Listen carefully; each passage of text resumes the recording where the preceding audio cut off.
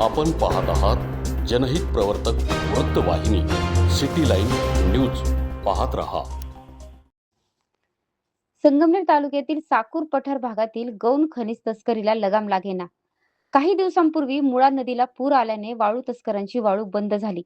मात्र नुकतेच नदीचे पाणी कमी झाल्यानंतर लगेचच वाळू तस्करांनी आपली नामी षटकल लढवण्यास सुरुवात केली आणि थेट जांबूत गावच्या स्मशानभूमीतून वन विभागाच्या क्षेत्रातून नदीच्या कडेने जेसीबी मशीनच्या साहाय्याने रस्ता करून वाळू तस्करीचा बेत आखला.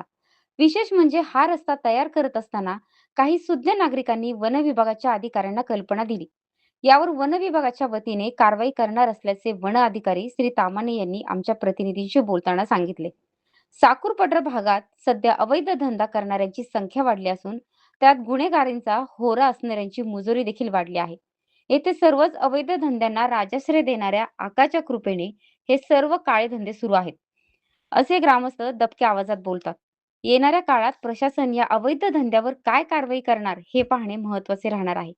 सध्या आपण या नदीवरून कशा प्रकारे वाळू तस्करांनी हा रस्ता बनवला आहे याची चित्रफित बघत आहोत. सिटी लाईन न्यूज साठी प्रतिनिधी सोमनाथ डोळे, जांबूत.